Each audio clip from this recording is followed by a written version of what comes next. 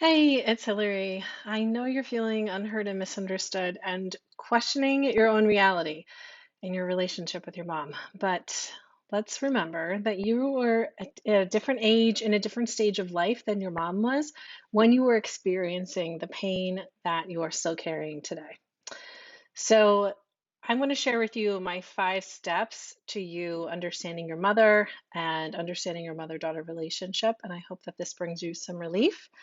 If you want to learn more, I have plenty more resources. I can work with you personally and guide you and help you heal this pain once and for all. So, feeling misunderstood and unheard is the biggest breakdown between daughters and their mothers. There is nothing more that we want as daughters than to feel heard and understood and accepted by our mothers. They don't always know this. And you're going to see that my 5 steps are going to highlight the breakdowns and how we're misunderstanding from each side. So the first step is knowing that you deserve to feel heard and understood. I found before I started doing this work professionally, I did it personally. Before I did the work personally with my mom, I found myself on the phone with her on Christmas night, screaming saying, "You're not listening to me." And I caught myself and I felt like this is a pattern. This is something that has been happening for years and years. And why is it that she cannot hear me? She's saying she's listening. I'm listening, Hillary, but she really wasn't hearing me. And this is a huge breakdown. And I hear it from the clients that I work with, the mothers, saying, I'm listening to her, but she keeps saying I don't hear her. And I'm not sure what I'm missing, right? So we want to be heard as daughters. Our mothers want to hear us. It's about learning how. So if you are feeling stuck in this place of not feeling heard and understood by your mother, know that there are answers out there. There are reasons why, and there are ways that your mom can learn how to listen to you. And I'm going to guess that she thinks that she is. Number 2 is your mother has unmet needs. Most likely, she's turning to you to have those needs met. And when I say needs, I'm talking about emotional needs. So, this is clearly an unhealthy dynamic. Daughters are not responsible for their mother's unmet emotional needs. That falls on their partner, that falls on their friends, their mother, sisters, whoever is in their world of support, and not their daughter. And so often daughters feel this gap between what their mother deserves to have and what their mother's getting, and they feel the pressure to fill that. Even if you don't feel the pressure, know that your mom has those unmet needs, most likely, and some of that is trickling down to you. So when you bring up grievances that you have in your relationship, she's not able to hear it because she's thinking, what about me?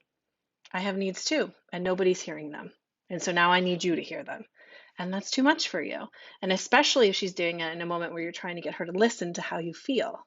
You're not feeling heard when she turns it around and says, well, what about me? I have needs too. Number 3 is your mother feels blame for everything that she's done wrong.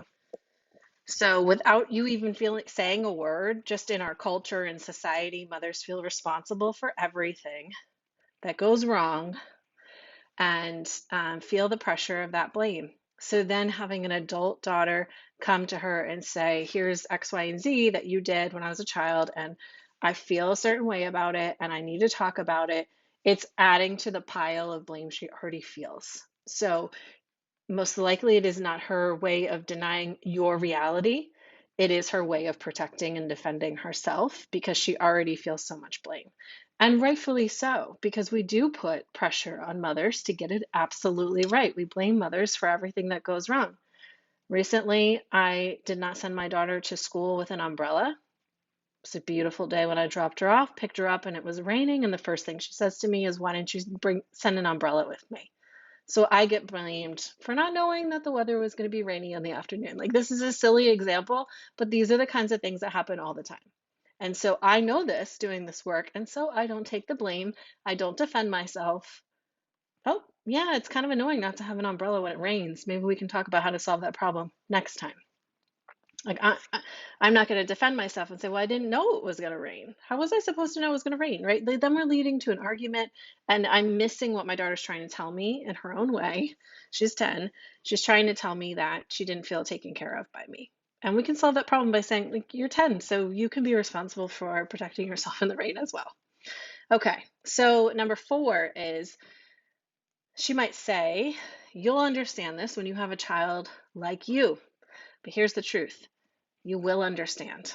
And I'm saying that from a daughter who heard that her entire life. I was hard. I was hard to parent. And my mom saying to me, you'll get it when you have a kid like you, or I hope one day you have a kid like you. And the truth is, yes, that does happen. We do start to understand everything that our mother experienced when we start to experience ourselves and feel the responsibility and the pressure and the weight of the blame, and maybe not having our own needs met, not feeling heard. Those are things to look at in your own life as well.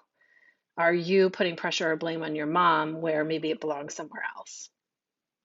And this isn't to take away any of your real feelings. It's to get you to think about the full picture, because it is important that you see this.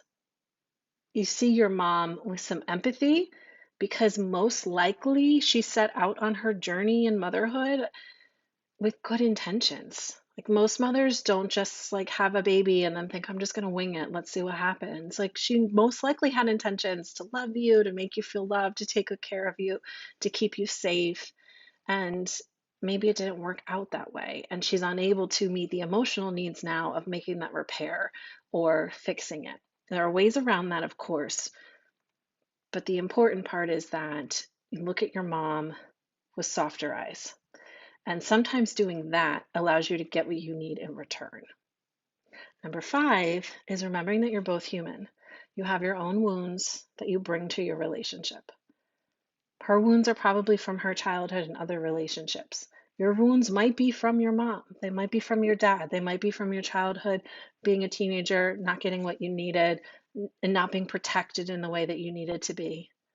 But a lot of what you feel between the two of you has nothing that actually to do with the two of you or what you desire to have in the relationship. It's how you were treated by the men in the family. It's their life experiences, the women who came before you, how well they expressed their needs, whether they had healthy ways of talking about how they feel, resolving conflict, healthy relationships. All of those patterns are passed down to you. So this goes beyond you and your mom. If you're ready to write a new story with your mom, if you want to put these things into action, choose one and go out and do it today. If you want support or help or to dig deeper and to know exactly how to take care of all 5 of these steps, reach out to me. I'm going to include the link below so that you can fill out an application to work together, and I'm happy to support you on your journey, whether it's alone or with your mom. See you soon.